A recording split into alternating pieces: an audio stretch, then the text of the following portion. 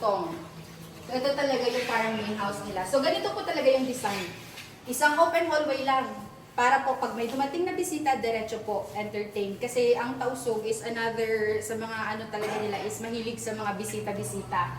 So, ganyan po, mahilig din po kami sa embroidery. And then, wala pong ceiling dati. So, ang ginagawa po nila is yung tinatawag na canopy or titipilan. Yan po. Or lupul. And then, ang baby, pag napitulog, ito yung ginagamit nila, or yung bamboo xylophone, or yung gagbang, pagpatulog. Yan. Pero ngayon, kokomelon na.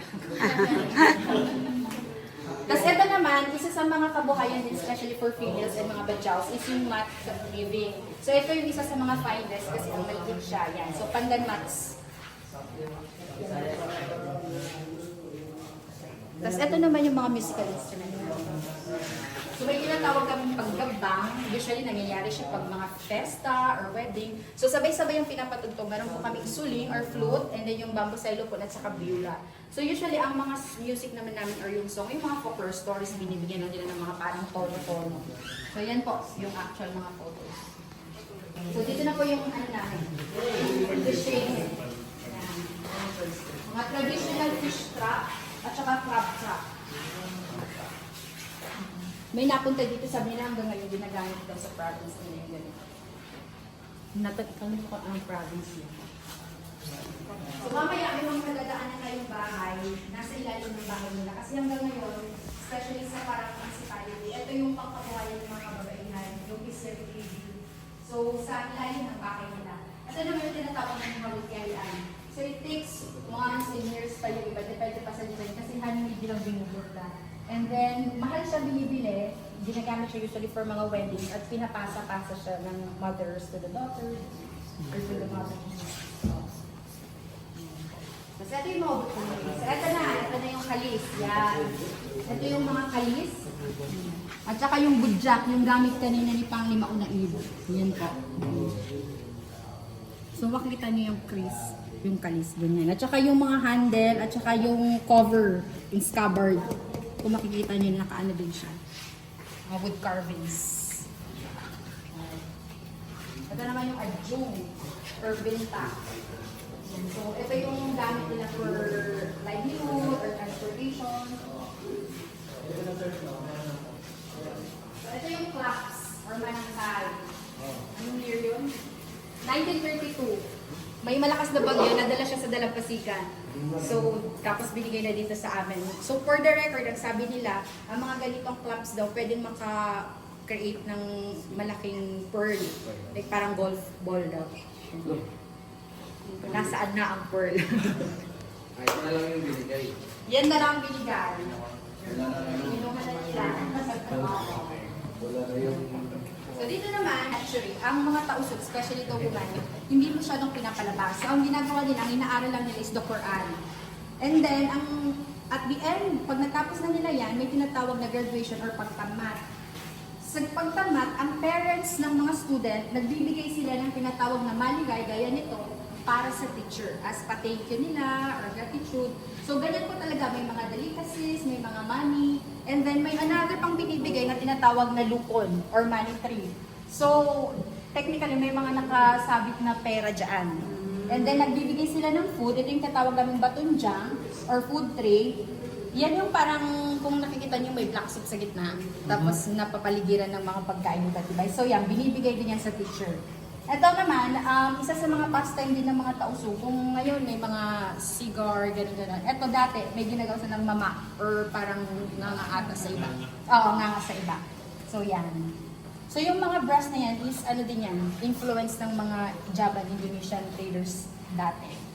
And then for the marriage, dati, yun nga, ang mga babae hindi nakakalabas. So ang nangyayari, pag may parang anak kang lalaki or yung family, yung parents ng mga lalaki, mag-i-intend via third person. Parang walang direct asking.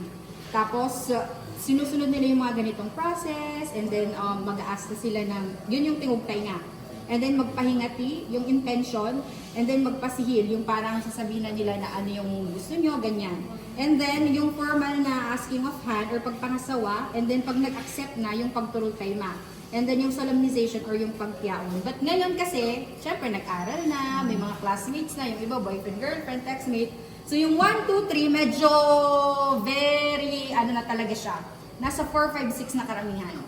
Kasi may mga boyfriend, girlfriend na din yung iba. Nagkakakilala-kilala na lahat.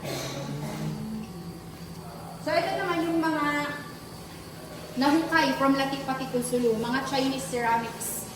Kasi yan yung mga tinitrade nila eh. Kapalit ng mga pearls, kapalit ng mga other agricultural products. Picture tayo dito. So ito yung ganda, ito yung kulintangan siya ng ako. So sabay-sabay yung piniplay. So hanggang ngayon, especially for weddings, ang mga side ng lalaki, piniplay yan. So maririnig na ng mga pagmalapit na sa bahay ng babae, nandiyan na ang groom. So gano'n. So pwede na mag-picture para at least makita po yung pangalan, yung photo po kayo. Oo. Tapos dyan kayo sa yellow, sa may hulog. Yun yung Budugin Island kanina na nakita niyo. So, pupunta kayo ng Parang, dadaan kayo ng Indanan mamaya. So, ito yung mga beach na pupuntahan niya sa gilid-gilid niya. And then bukas, doon kayo sa Omar. So, dadaan kayo ng Patikul, Panamaw, York, yan. Mag-iikot kayo bukas.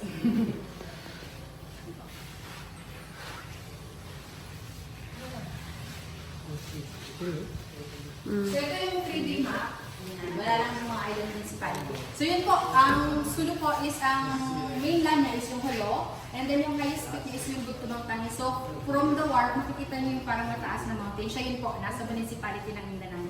Nasa 2 po? Volcano. Hindi, hindi naman siya.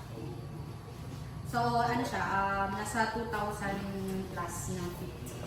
Kasi ito yung mga... Yes! 4 weeks. Tapos yan yung mga, may mga post sundalo. So, pwedeng bumalik sila doon. So, ito yung mga iconic ng mga Tausug people. So, ito po si Princess Dayang-Dayang Tagatiram. Ako na ng mga descendants ng mga sultan. So, sila yung mga first Tausug women na nakapag-aral. So, nag-aral po sila sa Philippine Women's University. Ang course po nila is domestic arts. Mga pottery making, ganyan, palalaki, and everything. So, siya naman si Haji Buto Abdul Bakir, first senator na appointed po sa Republic na during the American. And then si Deputy Governor. So, ang ano lang dito is ito po, yung mga laruan ng mga prinsesa. Yan yung highlight. Yan po, made of brass. Actually, dati daw, even before pa, may mga brass manufacturer dito sa isang Talipaw Municipality. Kaso, nung nagdala na dito yung mga taga-Indonesia, yung mga Tausug, mas pinatronize nila yon kasi parang imported, gano'n-gano'n. So, nakalaw, hindi nag-perish yung local na mga brass makers natin. So, yan po, donated po yan ng mga descendants ng mga princess. So, mga ano lang, mga containers, and then dating sadyong, or yung parang masarok. So, itong mga jars na ito, tinatawag namin timot, yan yung mga water for drinking, water containers nila for drinking. Yung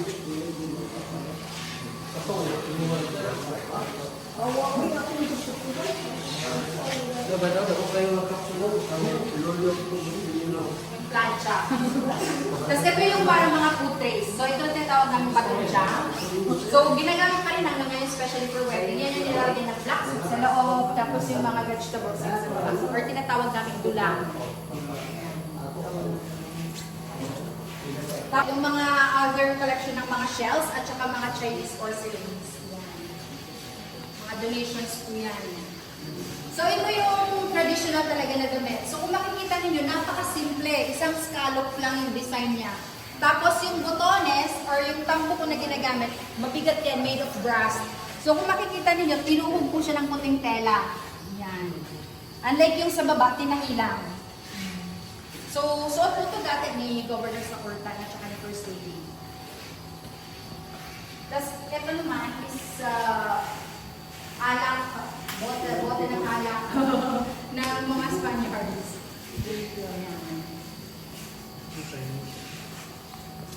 Tapos, mga collections lang po ng mga containers. At saka ng mga butchak spears. Brass. Copper and tin. So ito, hindi ko alam ba't napunta hiwalay ito sa shells. Ano to? Whale bone. So ibig sabihin malaki talaga siya. So ang karagatan ng sulu, hindi lang siya sa mga pearls o isda. May mga ganitong palaking ano din. Whale. Tapos ito naman yung mga collections. Yan. So yan po yung mga kalis. Yan.